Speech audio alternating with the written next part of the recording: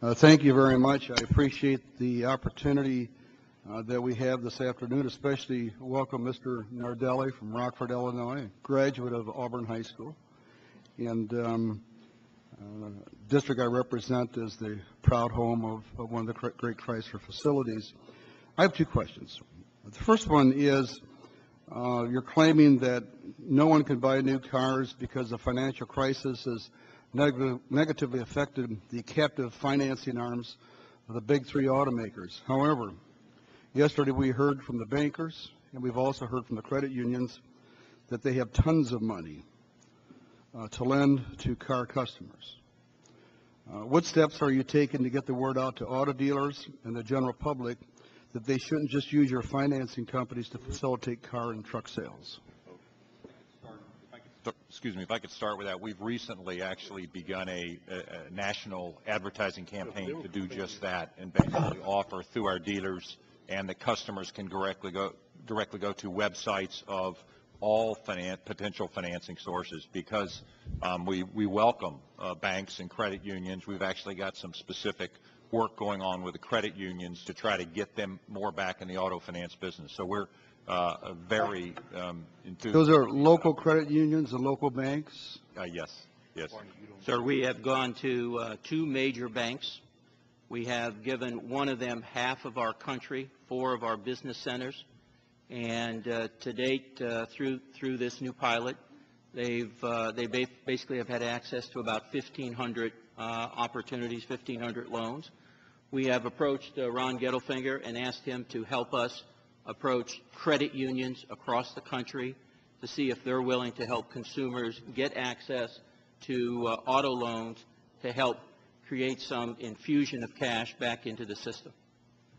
We also have a loan into the FDIC, an application in for an industrial bank, which will help on that also. Plus, we've come to an agreement with the Fed on asset-backed paper for the short term, and also they are now working it for the longer term, which will also free up credit.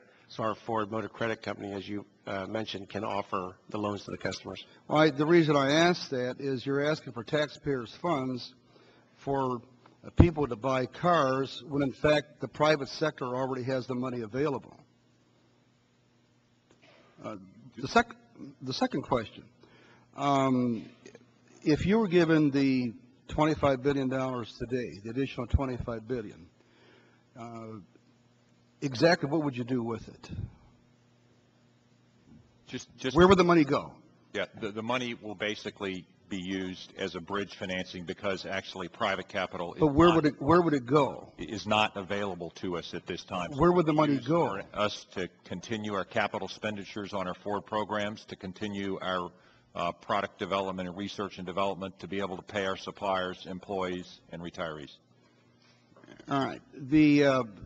I presume that would be the same answer. It's going for general operating expenses. If you don't have new sales, won't you be back here again in 2 months?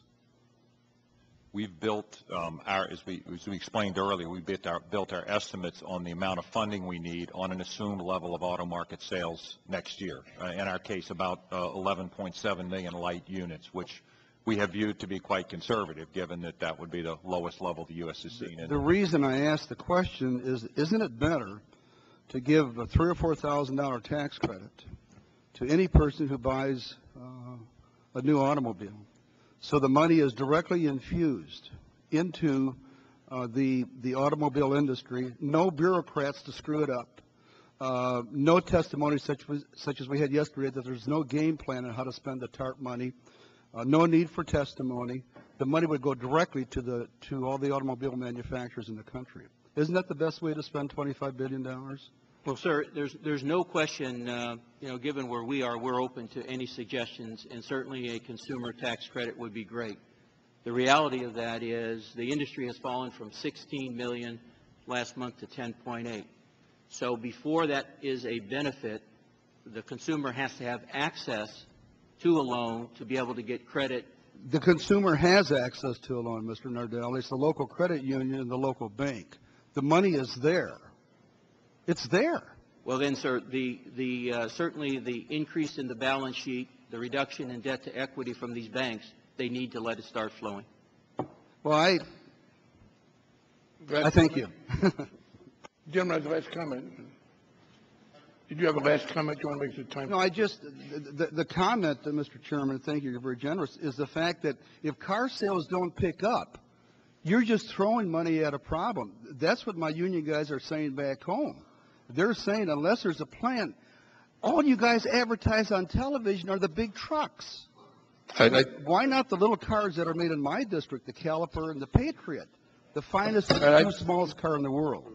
I think the statement's been